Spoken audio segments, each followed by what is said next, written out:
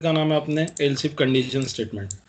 सो हमने कल तक के इफ सिंपल इफ स्टेटमेंट देखे थे। सिंपल इफ का डिसएडवांटेज क्या है कि उसमें अगर ब्लॉक ट्रू होता है, कंडीशन अगर मेरा ट्रू होता है तो ट्रू ब्लॉक एग्जीक्यूट करके आंसर मिलेगा। बट अगर कंडीशन फॉल्स होगी तो क्या करोगे उस समय? तो उस समय सिंपल इफ के पास ऐसा कोई स्टेटमेंट ही नहीं है कि जो फॉल्स होने के बाद आपको प्रिंट करा के मिले। फिर आपको पढ़ाया गया इफ एल्स स्टेटमेंट। तो इफ एल्स स्टेटमेंट में ट्रू कंडीशन होता है तो ठीक है, ट्रू में जो भी लिखा हुआ है ब्लॉक वो एग्जीक्यूट होकर आउटपुट मिल जाएगा। अगर कंडीशन फॉल्स हो गई है तो एल्स ब्लॉक एग्जीक्यूट होके उसमें जो भी स्टेटमेंट होगा वो आपको प्रिंट करके मिल जाएगा। बट अगर वही सेम प्रोग्राम, अगर मैंने आप लोगों को ऐसा प्रोग्राम दिया है कि आपको 3 नंबर दिए जा रहे, उन तीनों नंबर्स में से फाइंड आउट करो कि आपका ग्रेटर नंबर कौन सा है, तो उस समय ई फेल्स में तो आप प्रॉब्लम सॉल्व नहीं कर पाओगे क्योंकि 3 नंबर है। वहाँ तो सिर्फ जब 2 में से एक वैल्यू चूज करने की बात आती है तब जाके आप इफ एल्स स्टेटमेंट यूज करते हो। बट अब तो मैंने आपको 3 नंबर दे दिए है ना। सो 3 नंबर्स, मोर देन 2 नंबर्स अगर है, मोर देन 2 कंडीशंस अगर है, सो उस समय आप एल्स इफ को प्रिपेयर करो। और पूरा का पूरा जो डेवलपमेंट मॉड्यूल है अपना, इसमें मैक्सिमम टाइम हम लोग एल्स इफ ही यूज करने वाले हैं, इसलिए इसके तरफ अच्छे से ध्यान देना। इफ इन ब्रैकेट सबसे पहले लिखोगे आप कंडीशन। अगर ये कंडीशन ट्रू हो जाता है तो आपका ब्लॉक एग्जीक्यूट होकर आउटपुट मिल जाएगा। अगर कंडीशन फॉल्स हुई तो सीधा आप एल्स इफ में जाओगे। यहाँ कंडीशन फॉल्स हुई तो आप इस एल्स इफ में जाओगे, और अगर यहाँ पर भी मैच नहीं हुआ, कंडीशन फॉल्स हो गया, तो लास्ट में जो एल्स स्टेटमेंट रहेगा, डिफ़ॉल्ट ब्लॉक स्टेटमेंट, उसमें जो भी मेंशन रहेगा वो चीज़ आपको प्रिंट होकर मिल जाएगा। तो सिंटैक्स को ऐसा देखने के बाद समझेगा नहीं जब तक प्रैक्टिकल इसे परफॉर्म नहीं करेंगे। सो हम लोग एक प्रैक्टिकल यूज़ केस पहले तो सॉल्व करते हैं। तो मेरा यूज़ केस है ये, कंट्रोल सी से कॉपी करके मैं इसे एनोनिमस विंडो पे मूव ऑन कर देता हूँ। तो यूज़ केस को पहले तो अच्छे से पढ़ लो क्या बोला है। मतलब यूज़र क्या करेगा, मंथ का नंबर एंटर करेगा। अगर किसी यूज़र ने मंथ का नंबर एंटर कर दिया 1 to 4 के बीच में, 1 2 3 4, इन चारों में से कोई भी नंबर एंटर करता है तो उसको दिखाने को ना winter season, 5 to 8 in between summer season, 9 to 12 spring season, और 12 के ऊपर का तो कोई मंथ होता ही नहीं है ना। अभी तक के अपन इतने बड़े से छोटे से बड़े होते आए, लेकिन कैलेंडर में हमने 13 नंबर का कोई मंथ नहीं देखा, तो उसके लिए इनवैलिड मंथ नंबर आउटपुट मिलने को ना, ऐसा मैं चाहता हूँ। तो जिसके लिए हम लोग प्रोग्राम परफॉर्म करेंगे, तो सबसे पहले यहाँ पर इंटीजर में मैं एक मंथ नंबर ऐसे नाम से एक वेरिएबल ले लिया। इसमें हम लोग हार्ड कोडेड प्रोग्रामिंग कर रहे हैं, इसलिए मैंने वैल्यूज़ डाल दिया लाइक 6। अब आपके हिसाब से ये जो 6 नंबर है ये कौन से लॉजिक में बैठेगा तुम्हारा 6, तो 5 to n इन बिटवीन आएगा, आपको समर सीजन मिलेगा। बट इसको आपको चेकआउट करना है with the help of else if condition के जरिए। तो सबसे पहले if in bracket month number which is greater than equals to 1, logical and operator, month number which is less than और इक्वल्स टू 4। मतलब अगर कोई वैल्यू एंटर करता है 1 या 1 से बड़ा 4 तक के, तो उस बंदे को सिस्टम डॉट डीबग में हम लोग आउटपुट दे देंगे कि भाई हमारा जो आउटपुट आएगा वो आएगा विंटर सीजन। तो ये होगा अपना विंटर सीजन। उसके बाद में हम लोग यहाँ पर एल्स इफ स्टेटमेंट यूज करेंगे। तो else again if in bracket condition month number which is greater than equals to 5, logical and operator वही से मंथ नंबर लेस देन और इक्वल्स टू 8। अगर 5 या फिर 5 से बड़ा कोई नंबर एंटर करता है तो उसे सिस्टम डॉट डीबग में आप दिखा दोगे समर सीजन। तो मैंने जो वैल्यू एंटर किया है वो है 6, जो कि इसी के कैटेगरी के अंदर आती है। सो मुझे आउटपुट मिलने को ना समर सीजन। फिर अगेन एल्स इफ आप यूज़ करोगे। सो एल्स इफ इन ब्रैकेट यहाँ पर हम लोग डाल देंगे कि अपना जो मंथ नंबर है which is greater than equals to 9, logical and month number less than is equals to 12। 9 to 12 के बीच में अगर कोई वैल्यू है तो सिस्टम डॉट डीबग स्टेटमेंट जिसमें आप प्रिंट कर दोगे अपना स्प्रिंग सीजन। सो ये हो गया स्प्रिंग सीजन। इसके बाद में बाय डिफ़ॉल्ट आप सबसे लास्ट में एक एल्स ब्लॉक लिखोगे। अगर तीनों कंडीशन फुलफिल नहीं करा तो यूज़र को आप सिर्फ सेम ये लास्ट वाला जो ब्लॉक में लिख रहा हूँ इसमें आप भेज दोगे, जिसमें उसको आउटपुट मिलेगा invalid number is enter, invalid number is enter, ऐसा उसको एक मैसेज मिल जाएगा।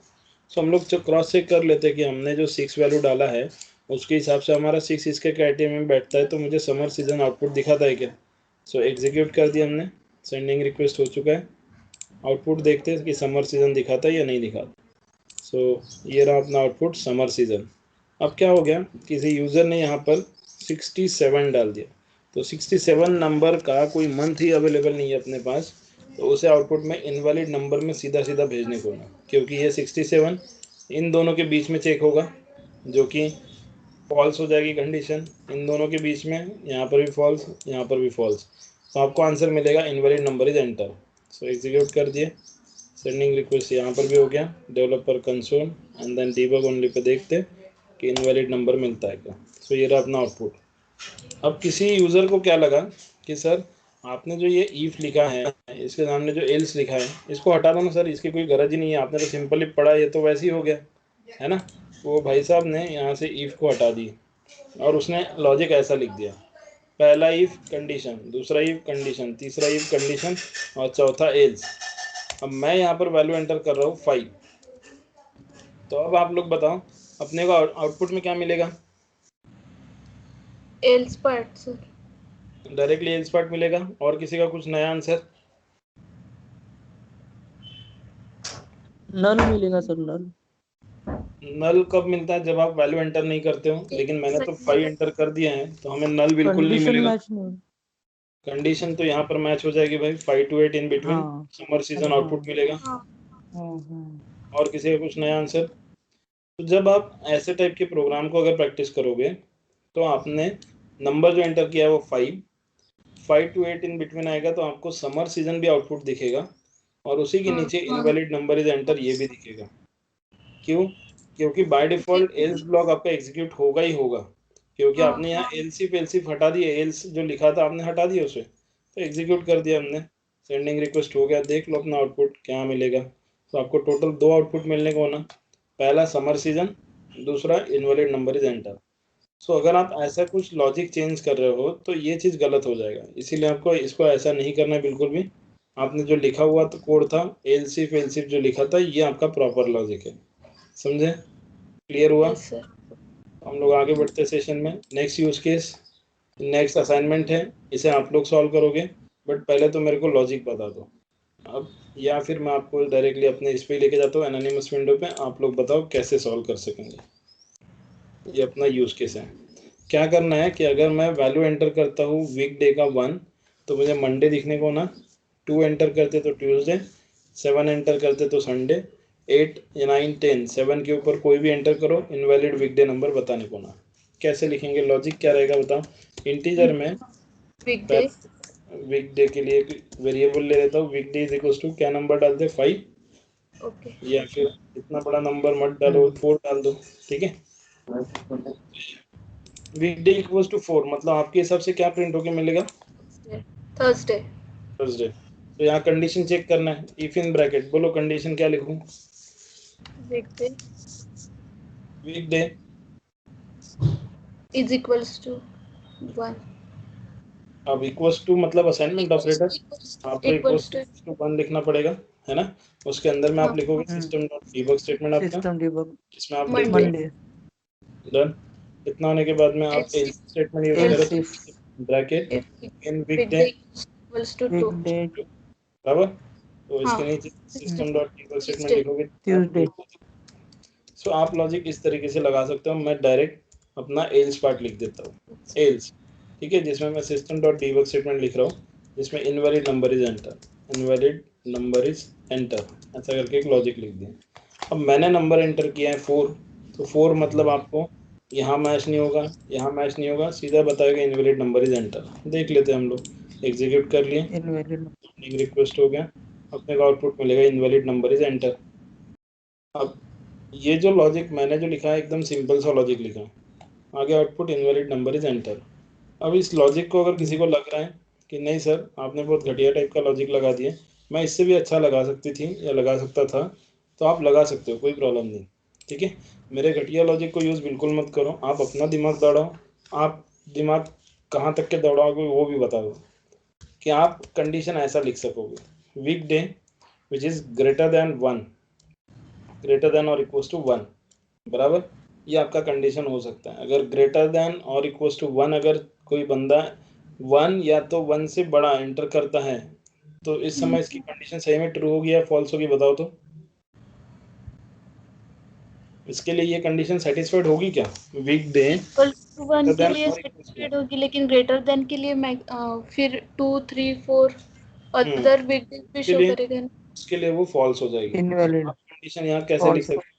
फिर और किसी का अगर दिमाग ज्यादा चला तो वो भाई साहब ऐसे कंडीशन लिख सकते हैं कि weekday which is greater than 0, logical and वही same weekday equals to खत्म।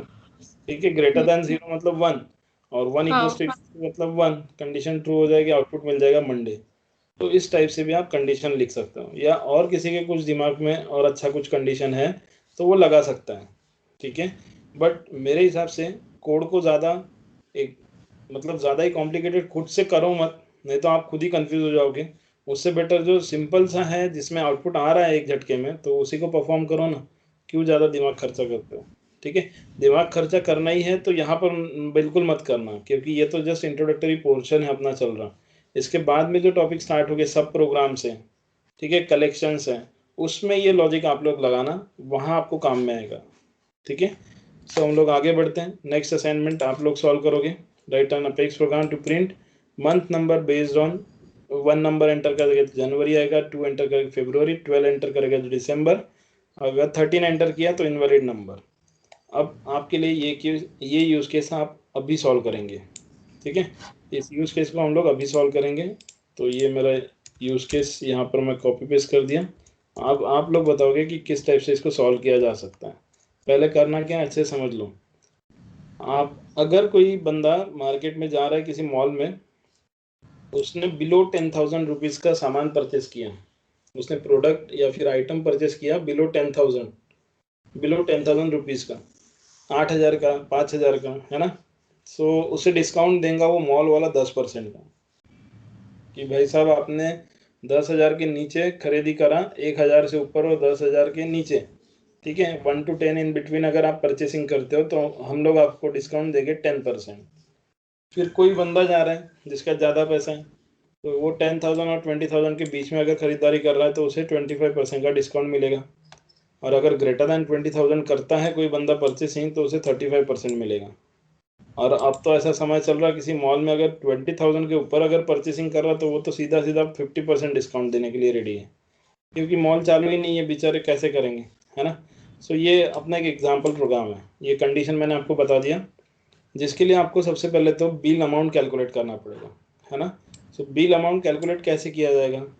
सो जितने आपने परचेसिंग अगर किया हुआ है, फॉर एग्जांपल आपका 2,000 का परचेसिंग है और आपने 2,000 के हिसाब से 100 क्वांटिटी परचेस किया है, 100 प्रोडक्ट परचेस किया है और हर एक का कॉस्टिंग है 2,000। तो आपका यहाँ पर हो जाएगा 2,00,000 रुपीज़ बिल अमाउंट, जो कि ग्रेटर दैन 20,000 है ना। 20,000 से तो कई गुना ऊपर का परचेसिंग आपने किया, सो आपको डिस्काउंट मिलेगा 35% का। ये उसका लॉजिक है कि जितना बिल अमाउंट होगा मल्टीप्लाइड बाय 35%, जितने का डिस्काउंट देना है डिवाइड बाय 100 करेंगे तो डिस्काउंट निकल के कस्टमर को मिल जाएगा कि सर ये आपका डिस्काउंट। यूज केस समझा सभी को? क्या परफॉर्म करना है, क्लियर है?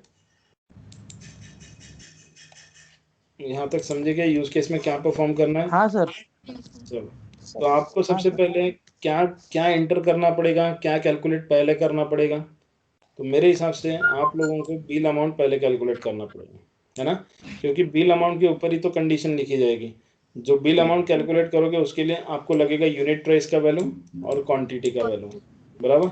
सो मैं यहाँ पर इंटीजर में वेरिएबल डिक्लेयर कर लेते हैं, बिल अमाउंट के लिए बिल करके, कॉमा यूनिट प्राइस के लिए unit, UNIT unit, and then quantity के लिए QTY, ये 3 वेरिएबल हमने डाल दिए। So bill amount for example मेरा बिल अमाउंट हुआ है लाइक ले लेते हैं हम लोग 1,000 रुपीज़, ठीक है, 1,000 रुपीज़ बिल अमाउंट। और सॉरी बिल अमाउंट तो मैं कैलकुलेट करूँगा, यूनिट प्राइस जो है मेरा, मैंने प्रोडक्ट परचेस किया जिनका हर एक का कॉस्टिंग 1,000 रुपीज़ है, और कितने क्वांटिटी में परचेस करा तो 50 क्वांटिटी, 50 प्रोडक्ट लिया जिनका कॉस्टिंग 1,000 रुपये है, बराबर। तो आप आपका बिल अमाउंट कैलकुलेट करोगे, तो बिल अमाउंट कैलकुलेट करने का formula bill is equals to unit price है ना, यूनिट प्राइस जो है आपका मल्टीप्लाइड बाय आप करोगे क्वांटिटी से, सो आपका निकल जाएगा बिल अमाउंट। सो पहले आपने इच्छा हुई कि सर सिस्टम डॉट डीबग से बिल अमाउंट को पहले डिस्प्ले करते हैं, सो ये आपका है bill amount is equal to plus of that bill. Done. ये 3 लाइन एग्जीक्यूट करके देख लो बिल अमाउंट कितना निकलता है, आपको पता ही चल जाएगा। सो ये एग्जीक्यूट हाईलाइटेड कर दिया मैंने, सेंडिंग रिक्वेस्ट हो गया, अपना डीबग ओनली पे चेक मार्क लगा लो, अपना बिल अमाउंट निकलेगा 50,000 रुपीज़। ठीक है, सो यहाँ पर अगर मैंने बिल अमाउंट निकाला है 50,000, तो अब बताओ आपको डिस्काउंट कितने का मिलने को ना, इन क्राइटेरिया में से 35% का डिस्काउंट मिलने को ना, है ना। बट इसके लिए हम लोग कंडीशन लगाएंगे। कंडीशन कैसा, सबसे पहला इफ इन ब्रैकेट अगर बिल अमाउंट जो है उसका वैल्यू लेस दैन और इक्वल टू 10,000 अगर होता है, किसी कैंडिडेट ने 10,000 से नीचे का परचेसिंग करा है, सो उसे हम लोग 10% का डिस्काउंट देंगे। तो 10% का जो डिस्काउंट देंगे उसके लिए हम लोग को एक वेरिएबल लगेगा डिस्काउंट नाम से, जो कि यहाँ पर डिस्काउंट करके मैं एक वेरिएबल डिक्लेयर कर दिया। सो उसे मैं अगर डिस्काउंट दूंगा 10%, तो फॉर्मूला कैसे बनेगा उसके लिए, डिस्काउंट इज इक्वल टू यहाँ पर वो बंदा जो उसका बिल अमाउंट रहेगा वो लिखेगा। सो बिल अमाउंट का वैल्यू है बिल मल्टीप्लाइड बाय 10% का डिस्काउंट है, तो 10 से डिवाइड मल्टीप्लाइड करके उसे हम लोग डिवाइड कर देंगे 100 से। सो बंदे को डिस्काउंट कितने परसेंट का मिलेगा, 10% का डिस्काउंट मिल जाएगा। समझ में आया। और उस डिस्काउंट को मिलने के बाद उसकी इच्छा है कि मैं सर इसको प्रिंट करना चाहता हूँ, सो डिस्काउंट आफ्टर गिविंग 10% का डिस्काउंट मिलने के बाद आपका कितना अमाउंट होता है वो आपको प्रिंट करना है। सो आपने डिस्काउंट नाम का जो आपका वेरिएबल है उसे आपने प्रिंट कर दिया। ये हो गया पहला कंडीशन। ठीक है, अब लेस देन 10,000 अगर है तो ये कंडीशन चलेगा जिसमें डिस्काउंट 10% का मिलेगा कस्टमर को। अगर 10,000 पहली कंडीशन अगर फॉल्स हो गई, अब जैसे कि आप अभी देखो आपका जो यूनिट प्राइस है वो 50,000 आया, तो यहाँ पर आपकी ये कंडीशन चेक होगी कि यार 50,000 जो है ये अपना 50,000 which is less than equal to 10,000, condition true होगी या फॉल्स होगी। कंडीशन तो आपकी फॉल्स हो जाएगी, 50,000 तो आपके ग्रेटर है 10,000 से, तो फॉल्स होगी, तो आप इसके बाहर निकलोगे। फिर इसके बाहर निकलोगे तो मैं आपको जाने दूंगा एल शिफ्ट में चले जाओ, मैं आपको बोलूँगा कि भाई साहब एल शिफ्ट में चले जाओ, वहाँ और कोई दूसरा कंडीशन है उसमें चेक कर लो आपका आंकड़ा बैठता है क्या। सो दूसरा कंडीशन हम 10,000 और 20,000 के बीच में देंगे। सो अगर बिल अमाउंट ग्रेटर देन और इक्वल टू 10,000 है, लॉजिकल एंड ऑपरेटर वही सेम बिल अमाउंट जो है, किसी ने बिल अमाउंट का उसका कैलकुलेशन होकर उसका बिल अमाउंट का वैल्यू निकला है 20,000, मतलब अगर 10,000 से ऊपर उसका बिल जनरेट हो रहा है और 20,000 से नीचे उसका बिल अगर जनरेट हो रहा है, सो आप उसे डिस्काउंट कितने का दोगे, आप उसे डिस्काउंट इक्वल्स टू दोगे in bracket bill multiplied by 25% का आप उसे डिस्काउंट दोगे। यार कितने का दिया मैंने यूज केस में 25%, तो 25 से मल्टीप्लाइड करो, डिवाइड बाय 100 से करो, बंदे को डिस्काउंट मिल जाएगा 25% के हिसाब से। So system dot debug statement जिसमें मैं लिखूंगा discount after 20% equals to plus of that discount जो है वो अमाउंट उसका मिल जाएगा अपने को। अब क्या हुआ ना, किसी बंदे ने जो परचेसिंग किया वो उसने परचेज किया अबाउट 20,000, सो मैं यहाँ पर भी उसको लिमिट दे सकता हूँ 20,000 के अबाव एंड 1 लाख के नीचे, क्योंकि 1 लाख तक के ठीक है 35% देना, 1 लाख से ऊपर का कोई परचेसिंग करता है तो उसको तो ज़्यादा डिस्काउंट मिलने को ना, तो मैं यहाँ उसको एक लिमिट लगा देता हूँ। सो लिमिट हम लोग अपने हिसाब से भी लगा सकते हैं। So again else if in bracket amount अगर किसी का बिल अमाउंट ग्रेटर देन और इक्वल टू 20,000 है, 20,000 या उससे बड़ा, लॉजिकल एंड ऑपरेटर, और लेस देन और इक्वल टू 1 लाख रुपीज़ है। ठीक है, तो 20,000 से बड़ा और 1 लाख से नीचे अगर है तो आप उसे डिस्काउंट कितने का दोगे, 35% का डिस्काउंट दोगे। सो इक्वल टू ब्रैकेट में बिल मल्टीप्लाइड बाय 35, इसके बाहर निकल के डिवाइड करोगे 100 से। सो आप उसका डिस्काउंट जो है वो प्रिंट कर दोगे सिस्टम डॉट डीबग स्टेटमेंट से। ठीक है, जस्ट अ सेकेंड, जिसमें आप लिखोगे discount after 35% equals to plus of that discount का अमाउंट डिस्प्ले हो जाएगा। एंड बाद में आप सबसे लास्ट लिखोगे एल्स ब्लॉक, उस एल्स ब्लॉक में हम लोग लिख देंगे system dot debug no discount, ऐसा करके मैं एक डिफॉल्ट स्टेटमेंट लिख दिया कि कोई डिस्काउंट नहीं मिलेगा अगर परचेसिंग बराबर नहीं हुआ तो। ठीक है, हम लोग इसे एग्जीक्यूट करते हैं। अब आपको मैंने ये 3 लाइन का आउटपुट दिखाया था, कितना आया था 50,000। ये यहाँ मैच नहीं होगा, कंडीशन फॉल्स हो जाएगी तो यहाँ आएंगे। फिर यहाँ मैच होगा क्या, यहाँ पर भी मैच नहीं होगा तो जाएंगे नीचे, यहाँ पर मैच हो जाएगा तो आपको 35% के हिसाब से डिस्काउंट मिलने को होना। तो देखते हैं आउटपुट में क्या आता है। सो एग्जीक्यूट कर दिए। अब आपको यहाँ पर प्रॉब्लम दे रहा है मिसिंग एल्स। क्यों प्रॉब्लम दे रहा है बोलो, क्या एरर है? आवाज आ रही है क्या सभी को? एरर कहाँ है, सॉर्ट आउट करो। वो ऊपर यहाँ पर ऊपर यहाँ इफ स्टेटमेंट लगाया, ये अपना इफ स्टेटमेंट। अब यहाँ अगर कंफ्यूजन हो रहा है तुम लोग को तो यहाँ पर मैं करली ब्रैकेट ओपन क्लोज दे देता हूँ। ये करली ब्रैकेट ओपन, ये मेरा क्लोज हुआ यहाँ पर, ये मेरा चालू हुआ एल्स इफ यहाँ पर, ये क्लोज हुआ इस जगह पे। ठीक है, ये स्कोप अब आपको समझ में आएगा कि स्कोप एग्जैक्टली क्या काम करता है। तो ये दे दिया मैंने स्कोप ऑपरेटर। ठीक है, अब इसके बाद और यहाँ पर जो स्टार्टिंग वाला है अपना इफ। चलो ठीक है, अब बताओ, अब कोई प्रॉब्लम यहाँ तक के हो जाएगा एग्जीक्यूट? एग्जीक्यूट होगा या एरर देगा? बोलो, कुछ तो बोलो। एरर एरर कहाँ पर देगा बताओ ना। सर वो एरर ही नहीं समझते कैसे आते तो। एक्चुअली एनोनिमस विंडो पे कैसा है, एनोनिमस विंडो पे अब सेंडिंग रिक्वेस्ट हो गया है मेरा।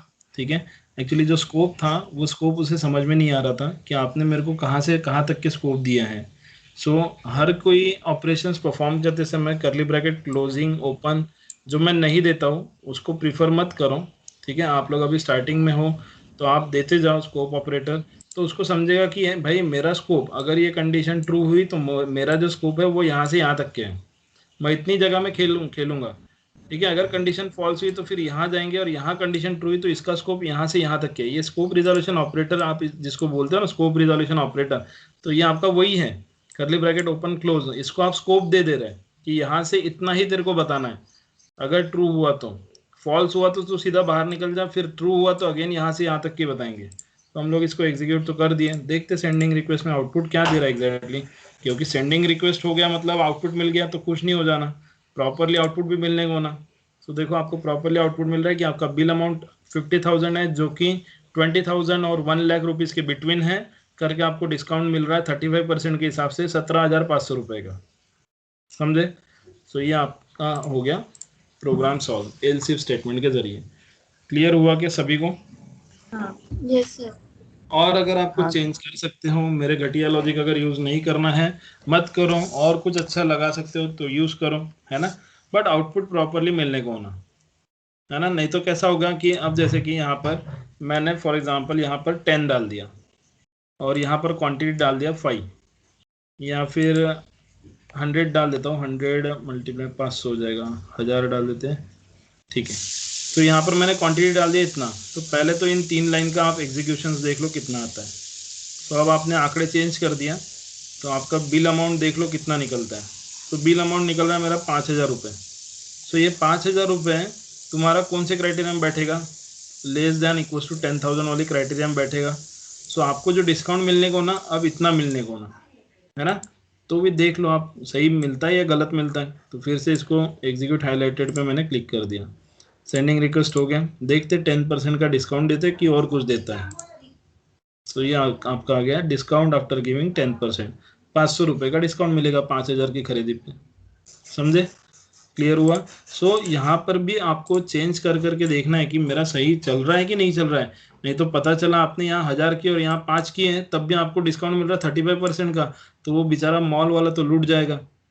तो वैसा भी नहीं होने को होना, है ना। तो इसीलिए जो रिक्वायरमेंट आप दे रहे हो वो प्रॉपरली में चलने को होना। क्लियर? सो हम लोग नेक्स्ट स्टेटमेंट की तरफ बढ़ते हैं आगे। नेक्स्ट स्टेटमेंट है अपना नेस्टेड इफ कंडीशन।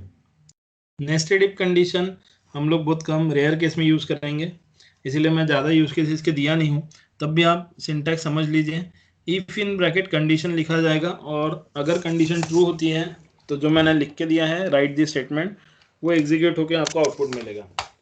बाद में फिर एल्स स्टेटमेंट पे अगर ये कंडीशन फॉल्स होती है तो आप जाओगे एल्स के अंदर, और एल्स के अंदर आपको मिलेगा इफ एल्स स्टेटमेंट। बस डिफरेंस इतना ही है, सिंटैक्स में कोई ज़्यादा डिफरेंस नहीं है।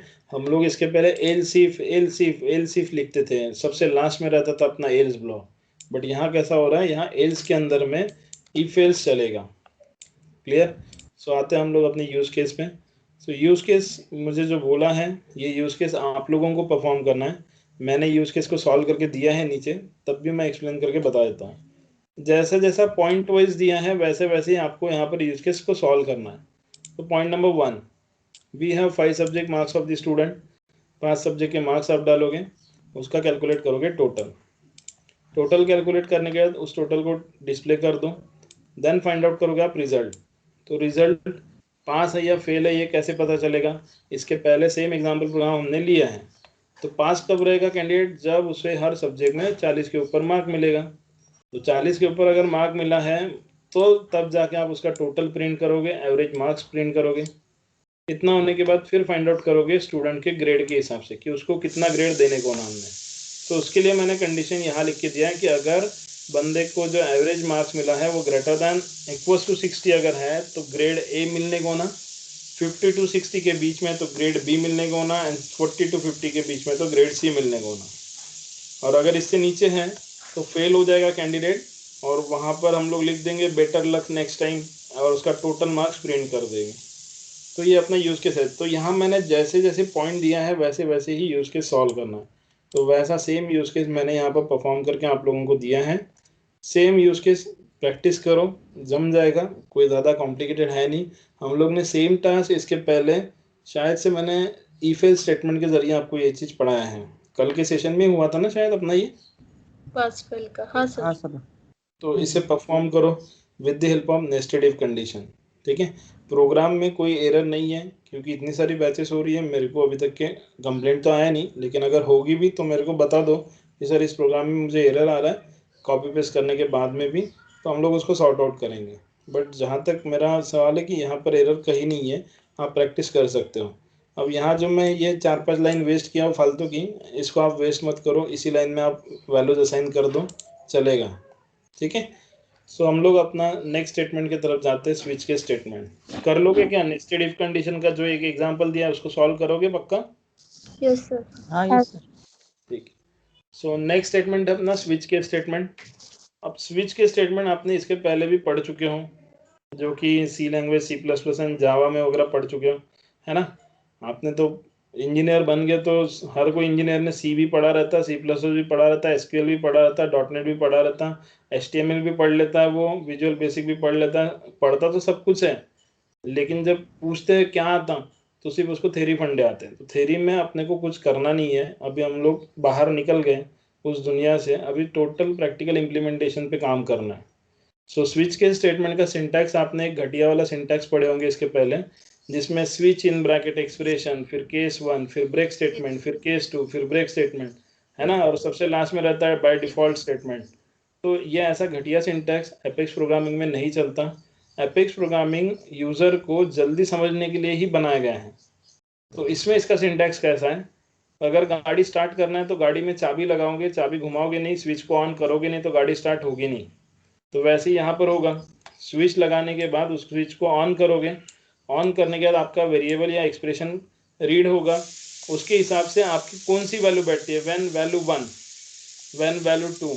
ये अगर ये केसेस है जिनको आप केस 1 लिखते थे, केस 2 लिखते थे, तो केस 1 लिखने के लिए भी बड़ी मगजमारी होती थी। मेरे को पता है कि मेरे को भी, मैं स्विच के स्टेटमेंट जब मैं यूज़ करता था बहुत पहले, तब मुझे यहाँ पर प्रॉब्लम क्या जाती थी कि बंदा लिखते समय यहाँ पर केस 1 ऐसा लिखता था, फिर उसको बताना पड़ता था कि भाई केस 1 ऐसा मत लिख, स्पेस दे के लिख। और फिर बंदे ने अगर केस 1 के सामने डायरेक्टली यहाँ प्रिंटफ स्टेटमेंट लिख दिया तब भी प्रॉब्लम। तो उसको बताना पड़ता था कि भाई केस 1 लिख, तू कोलन दे, उसके बाद तू प्रिंटफ स्टेटमेंट लिख, है ना? फिर प्रिंटफ स्टेटमेंट लिख भी लेता था तो इसके अंदर कैंडिडेट देता था ब्रेक स्टेटमेंट, फिर वो अपने को क्वेश्चन पूछेगा कि सर ब्रेक स्टेटमेंट नहीं दिया तो क्या प्रॉब्लम? तो अगर नहीं दिया तो सारी केसेस एक साथ रीड आउट हो जाएगी और आउटपुट में वही सारी मिल जाएगी। बराबर, ये उसका प्रॉब्लम था। तो एपेक्स प्रोग्रामिंग में ये ब्रेक नाम का कोई स्टेटमेंट ही नहीं बना है पहली बार, ठीक है। सीधा सीधा वैल्यू 1, वैल्यू 2, वैल्यू 3 ऐसा दिया जाएगा, और अगर किसी कैंडिडेट ने कोई वैल्यू अगर एंटर ही नहीं करा तो उसको नल में भेजा जाएगा, और अगर किसी कैंडिडेट ने कोई वैल्यू एंटर ऐसा किया जो आपके क्राइटेरिया में दूर दूर तक के नहीं बैठ रहा है, तो उसे आप सीधा सीधा एल्स ब्लॉक में भेजोगे। यहाँ जो हम लोग जो पढ़े हैं स्विच के स्टेटमेंट में, डिफॉल्ट ब्लॉक जो पढ़े हैं वो सेम एज एल्स ब्लॉक है यहाँ पर, ठीक है। अब मैं डायरेक्टली यूज केस पे आता हूँ, क्योंकि सिंटैक्स ऐसा नहीं समझेगा जब तक यूज केस सॉल्व नहीं करेंगे हम लोग। तो बड़ा सिंपल सा सिंटैक्स है, आप लोगों को भी लगेगा कि यार बहुत अच्छा सिंटैक्स है, इजी है, कोई ज़्यादा कॉम्प्लिकेशंस नहीं है इसमें। तो ये अपना यूज केस में मुझे बोला गया है कि write an apex program to find out weekday name. अब अगर 1 एंटर करूँ तो मंडे आएगा, 2 एंटर करूँ तो ट्यूसडे आएगा।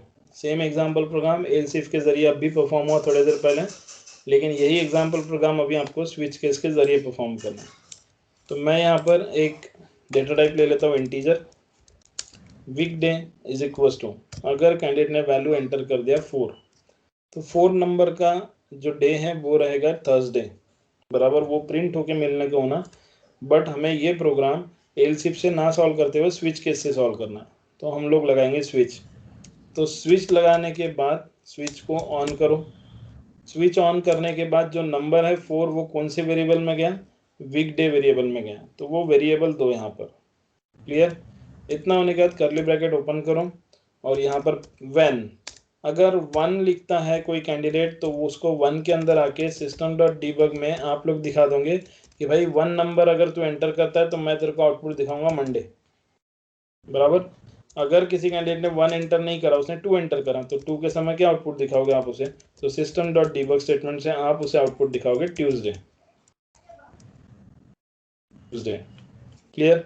अगर किसी कैंडिडेट ने 2 भी एंटर नहीं करा तो वो कैंडिडेट एंटर कर सकता है 3, तो 3 अगर एंटर किया तो सिस्टम डॉट डीबग स्टेटमेंट में आप उसे लेके जाओगे, तो आप बोलोगे कि सर भाई मैं तेरे को वेडनेसडे करके दिखा दूंगा, आउटपुट में मैं तेरे को वेडनेसडे दिखाऊंगा। अब आपके कैंडिडेट ने एंटर करा हुआ है 4, तो वैन 4 में जाएगा वो कैंडिडेट, और उसे आउटपुट यहाँ सिस्टम डॉट डीबग के अंदर मिल जाएगा, सिस्टम डॉट डीबग स्टेटमेंट, जिसमें वो थर्सडे करके प्रिंट होकर उसको मिलेगा, थर्सडे। डन। अब मैं चारों ही कंडीशन लिखा, लेकिन मैं चाहता हूँ कि 5 2 6 7 इनके सबके लिए लिख सकता हूँ, कोई इशू नहीं, बट मैं उतना कॉम्प्लिकेटेड नहीं जा रहा हूँ, मैं इतने ही आपको स्टडी के लिए बता दिया। अब क्या हो गया, यूज़र की पॉसिबिलिटीज़ देखते हुए हम लोग, पॉसिबिलिटीज़ हो सकता है कि यूज़र ने अगर कुछ नहीं डाला, तो अगर मैंने जैसा वीकडे इक्वल टू 4 लिखा है, यूज़र ने अगर कुछ नहीं डाला तो उसको कहाँ भेजोगे, तो उसको भेज देना सीधा सीधा नल ब्लॉक में। तो नल ब्लॉक में वो यूज़र को मिलेगा system dot debug no value is enter, no value is enter, कोई भी वैल्यू एंटर नहीं किया है तो मैं क्या आउटपुट दूँ, तो इसलिए आउटपुट में मिल जाएगा उसको no value is enter. But possibility ये भी हो सकती है कि यूज़र वैल्यू डालेगा बट आपके क्राइटेरिया के बाहर का वैल्यू डाल देगा, फॉर एग्जांपल 10, तो उसने अगर 10 डाल दिया तो उसे आप कहाँ भेजोगे, उसे आप भेजोगे एल्स ब्लॉक में।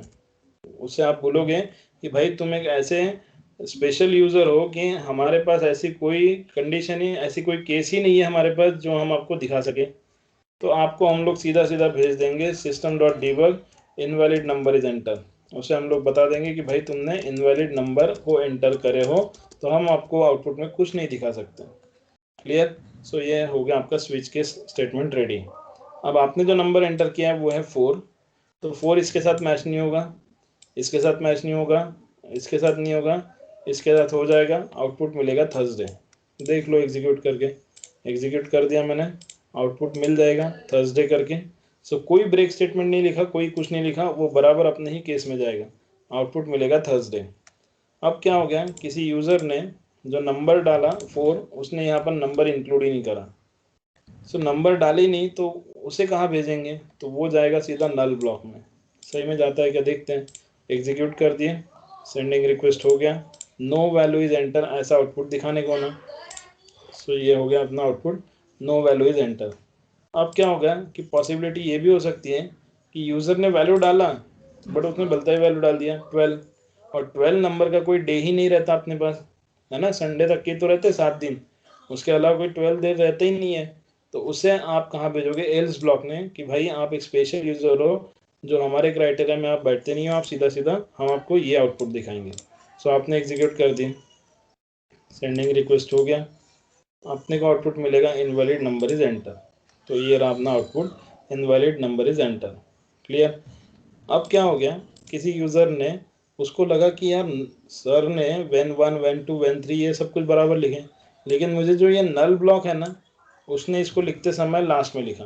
उसने उसको यहाँ ना लिखते हुए उसको लगा कोई भी ब्लॉक कहीं पर भी लिखा तो चल जाएगा, तो उसने नल ब्लॉक सबसे लास्ट में लिखा, जबकि एल्स ब्लॉक सबसे लास्ट में रहने को ना, उसने नल ब्लॉक सबसे लास्ट में लिखा, एग्जीक्यूट कर दिया, तुरंत आपको एरर देगा when else must be the last when block। आपका else ब्लॉक हमेशा लास्ट रहेगा क्योंकि वो डिफॉल्ट ब्लॉक है। आप किसी को और को लास्ट में नहीं रख सकते, आपको नल को पहले लेना पड़ेगा और else को लास्ट में रखना पड़ेगा, तभी जाके हम आपका आउटपुट दिखा सकते हैं।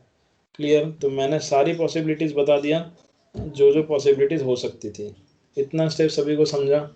किसी को कुछ प्रॉब्लम ये वाले यूज केस में?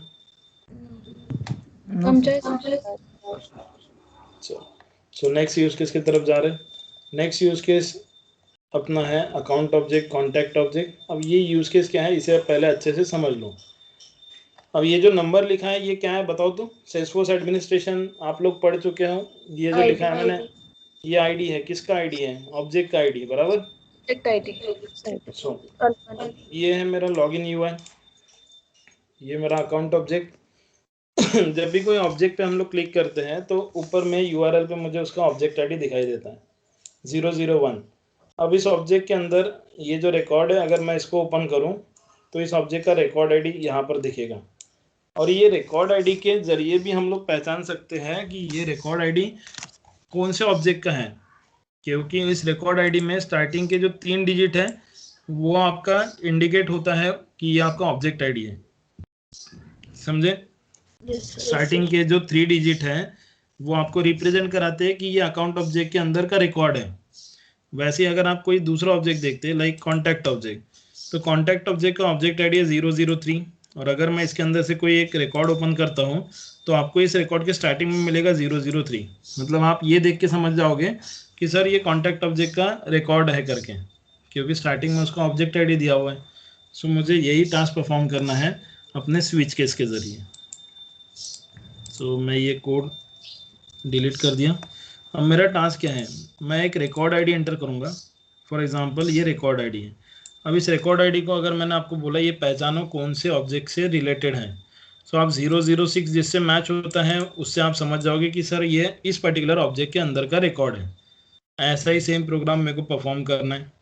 तो सबसे पहले हम लोग यहाँ पर एनोनिमस विंडो पे एक इंटीजर या फिर स्ट्रिंग में रिकॉर्ड आईडी है तो वो स्ट्रिंग में जाएगा। स्ट्रिंग में मैं यहाँ एक रेफरेंस वेरिएबल ले लेता हूँ रिकॉर्ड आईडी नाम से, इक्वल्स टू हम लोग एक रिकॉर्ड आईडी ले लेते हैं यहाँ पर। फॉर एग्जांपल मेरे लॉगिन यूआई में गए हैं और ये जो रिकॉर्ड आईडी है इसको मैं यहाँ से कॉपी कर लिया एंड यहाँ पर जाके हमने पेस्ट किए। अब आपको अगर मैं पूछता हूँ कि ये रिकॉर्ड आईडी कौन से ऑब्जेक्ट के अंदर का है, तो आपका आंसर रहेगा सर कॉन्टैक्ट ऑब्जेक्ट के अंदर से, क्योंकि आपने पहले 3 डिजिट चेक किया। तो पहले 3 डिजिट मेरे को भी चेक करना है, तो मैं उसके लिए स्विच को ऑन करूँगा। स्विच को ऑन करने के बाद आपका जो वेरिएबल है रिकॉर्ड आईडी वो आप लिखोगे। रिकॉर्ड आईडी के बाजू में डॉट लगा के लेफ्ट हैंड साइड से आप 3 डिजिट चेक करोगे, तब जाके आपको पता चलेगा कि ये रिकॉर्ड आईडी जो है सर इस पर्टिकुलर ऑब्जेक्ट के अंदर का है, बराबर। सो अब आप यहाँ पर कैसे चेक करोगे?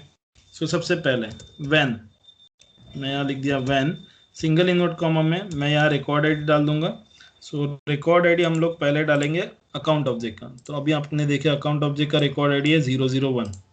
सो मैं इस रिकॉर्ड आईडी को उठाया 001 और यहाँ पर जाके रख दिया। फिर इसके नीचे मैं लिखूँगा system.debug the record is inside the account object, कि जो ऊपर वाला जो रिकॉर्ड आईडी है वो अकाउंट ऑब्जेक्ट से बिलोंग कर रहा है। फिर कंडीशन चेंज कर दिया when 003 मैं लिख रहा हूँ 003 003 मतलब ये जो रिकॉर्ड है ये इंडिकेट होगा system.debug record is inside the account contact object, बराबर। तो ये दोनों कंडीशन मैंने दे दिया। फिर अगेन तीसरा व्हेन। अब तीसरा कोई एक तीसरा ऑब्जेक्ट का ले लेते हैं हम लोग, रिकॉर्ड आईडी लाइक हम लोग ले लेते हैं केसेस ऑब्जेक्ट का। सो 500 केस ऑब्जेक्ट का ऑब्जेक्ट आईडी है, तो यहाँ लिख दिया मैंने 500। इसके नीचे system dot debug record is inside the case object, ये होगी अपने केसेस। अब इसके बाद कभी ऐसा भी हो सकता है कि किसी कैंडिडेट ने कोई नंबर ही नहीं डाला, तो उसे हम लोग नल में भेजेंगे और लिख देंगे system dot debug no value is enter. उसके बाद एल्स स्टेटमेंट में उसको हम लोग भेज देंगे कि भाई तुमने कोई नंबर डाला लेकिन वो हमारे पल्ले नहीं पड़ रहा, ठीक है, तो सिस्टम डॉट डीबग में वो उससे बोला जाएगा इनवैलिड रिकॉर्ड आईडी, है ना, ऐसा दिखा देगा। तो अब आप देखो लेफ्ट हैंड साइड से 3 डिजिट किसके साथ मैच हो रहे हैं, इसके साथ नहीं हो रहे, इसके साथ मैच हो रहे, तो आपको आउटपुट में ये मिलने को ना। देखते हैं आउटपुट में सही में ये मिलता है क्या। सो एग्जीक्यूट कर दिया हमने, सेंडिंग रिक्वेस्ट होता है तो डीबग ओनली पे देखते हैं कि record is inside the contact object, ऐसा आउटपुट आपको दिखेगा। क्लियर। अब मैंने क्या किया, इस प्रोग्राम में 003 डाला है, लेकिन अगर मैंने यहाँ रिकॉर्ड आईडी में ही कुछ चेंज कर दिया, 7 डाल दिया, सो ये 007 यहाँ पर भी नहीं, यहाँ पर भी नहीं, यहाँ पर भी मैच नहीं हो रहा, तो सीधा एल्स में जाके दिखा देगा इनवैलिड रिकॉर्ड आईडी। एग्जीक्यूट कर दिए, आउटपुट देख लो, इनवैलिड रिकॉर्ड आईडी दिखाने को ना। सो ये अपना आउटपुट। क्लियर, समझे। सो आप ऑब्जर्वेशन प्रोग्राम लिखने के बाद एक बार आउटपुट आ गया तो सेटिस्फाइड हो रहे हैं, वैसा अगर हो रहा तो ये चीज़ गलत है। आप ऑब्जर्व करो, उसको चेंज कर करके देखो कि ऐसा भी हो सकता है वैसा भी हो सकता है, ठीक है। सो ये यूज़ केस है, मैंने आपको परफॉर्म करके दिखाया। अब हम लोग जा रहे हैं अपने लास्ट यूज़ केस पे। सो लास्ट यूज़ केस में हमारा ये यूज़ केस है, इसे आप लोग परफॉर्म करोगे। सो आप लोग डिक्टेट करो, मैं लिखूँगा सिर्फ। ये आपका यूज़ केस, बताओ क्या लिखूं। पहले यूज केस में क्या बोला है पहले वो बता दो। अगर मैं 1 एंटर करूं या 2 एंटर करूं या 3 या 4 एंटर करूं तो मुझे विंटर सीजन दिखाने को ना। सेम इसके पहले अभी प्रोग्राम परफॉर्म किया है, बट वो एल्स इफ के जरिए हुआ है और यहाँ पर स्विच केस के जरिए कर रहे हैं हम लोग ये, ठीक है। क्या करेंगे, पहले इंटीजर लेंगे क्या। हाँ सर। मंथ इक्वल्स टू वैल्यू डाल देता हूँ मैं 10, मैंने वैल्यू डाला 10। इसके बाद स्विच लगा देंगे, तो स्विच को ऑन करना पड़ेगा। ऑन करने के बाद वो वेरिएबल दे दो जिसमें वैल्यू है, तो मेरा वेरिएबल है मंथ। इसके बाद मैं लिखूंगा केस, सॉरी केस नहीं, व्हेन 1, अगर 1 के साथ मैच हुआ तो सिस्टम डॉट डीबग स्टेटमेंट जिसके अंदर लिखा रहेगा विंटर सीजन। देन अब ऐसा 1 से लेके 4 तक के विंटर सीजन ही दिखाने वाला है, तो मैं क्यों इसको लिखते बैठूं, मैं इसी को कॉपी पेस्ट कर दिया, ठीक है। और जहाँ 1 लिखा है वहाँ मैं 2 लिख देता हूँ, जहाँ यहाँ पर भी 1 की जगह 3 कर देते हैं, यहाँ पर 4 कर देंगे। हो गए 4 केसेस बन के रेडी हो गए। मतलब 1 to 4 के बीच में अगर कोई यूज़र नंबर डालता है तो उसको विंटर सीजन दिखेगा। अब ऐसे ही 5 के लिए लिखते हैं कि अगर किसी कैंडिडेट ने 5 डाल दिया तो उसे क्या मिलेगा, तो 5 to 8 के लिए वहाँ पर है शायद से summer season, 5 to 8 summer season है, तो ये प्रिंट होके उसे मिलने को ना। तो व्हेन 5, 6 के लिए भी सेम चलेगा, 7 के लिए भी सेम, 8 के लिए भी सेम। तो यहाँ 5 के जगह पे मैं डाल देता हूँ 6, यहाँ पर 5 के जगह पे 7 एंड देन यहाँ पर 8। क्लियर। तो 5, 6, 7, 8 ये चारों केसेस के लिए सेम आउटपुट। अब 9th के लिए क्या होगा, तो 9th नंबर के लिए मुझे यहाँ पर स्प्रिंग सीजन दिखाना है। कौन सा सीजन हम लोग दिखाएंगे, स्प्रिंग, तो ये स्प्रिंग सीजन। अब ये तो सिर्फ 9 के लिए लग गया, ऐसा ही सेम 10th के लिए भी लिखना है, देन 11 के लिए भी लिखूंगा मैं, एंड देन 12 के लिए भी लिखूंगा। तो ये 9, ये 10, उसके बाद 11, उसके बाद 12, डन। तो ये होगी 12 केसेस मेरी रेडी। अब उसके बाद अगर किसी ने कुछ नंबर ही नहीं डाला तो उसके लिए भी मुझे प्रिपेयर होना पड़ेगा, क्योंकि ऐसा भी कोई यूज़र हो सकता है। तो system dot debug no value is enter. उसके बाद कोई ऐसा भी यूज़र हो सकता है जिसने कोई वैल्यू डाला बट वो अपने पल्ले नहीं पड़ रहा, 26 डाल दिया, तो क्या करोगे, तो 26 नंबर का कोई मंथ ही नहीं है आपके पास, सो system.debug में आप उसे बोल दोगे कि भाई इनवैलिड नंबर तूने एंटर किया है, इनवैलिड नंबर इज एंटर। अब मैंने जो वैल्यू एंटर किया है वो एंटर किया है 10। अब ये 10 किसके अंदर बैठेगा, तो इसके साथ मैच हो जाएगा, आउटपुट मिलेगा स्प्रिंग सीजन। देख लो, एग्जीक्यूट कर दिए, डेवलपर कंसोल में गए, ये अपना डीबग ओनली, आउटपुट मिला स्प्रिंग सीजन। अब क्या हुआ ना, देखो आपने कितनी सारी लाइन, ये टोटल नंबर ऑफ लाइन है 68। फालतू में इतनी सारी लाइन हम लोग ने वेस्ट किया, क्योंकि 1 to 4 के लिए अपने पास सेम जो डिस्प्ले मैसेज होने वाला था वो सेम मैसेज डिस्प्ले होने वाला था। तो आप इसी 1 के बाजू में 2 लिखो, इसी 1 के बाजू में 3 लिखो, 4 लिखो। आपने फालतू में इतना लिखने की कोई आवश्यकता ही नहीं थी यहाँ पर। तो ये जो लॉजिक है ये सिर्फ एपेक्स में काम करेगा। 5 के बाजू में कॉमा 6, कॉमा 7, कॉमा 8, ठीक है। ये सब कुछ मुझे नहीं होना कचरा आइटम, इसको मैंने हटा दिया। फिर 9 के बाजू में वैसा, 9 के बाजू में कॉमा देके 10, देन कॉमा 11 एंड देन 12। फिर ये भी मुझे नहीं होना। सो जो 68 लाइन का कोड था, अब आप देखो वो कितना कम हो गया वो, ठीक है। सो ऐसा भी आप कर सकते हो स्विच के स्टेटमेंट में। यहाँ पर सिर्फ और सिर्फ ये चीज़ आप एपेक्स में कर पाओगे। सी लैंग्वेज में कैसे लिखोगे, सी लैंग्वेज में ऐसे लिख सकते हैं क्या, केस 1 ऐसा आप लिखोगे क्या, केस आपने लिख दिया 1 कोलन केस 2 ऐसा लिखोगे क्या वहाँ पर, अगेन कोलन केस 3 ऐसा बिल्कुल नहीं लिख सकते वहाँ पर। तो ये एक ड्रॉबैक था जो उसमें था, इसमें नहीं है।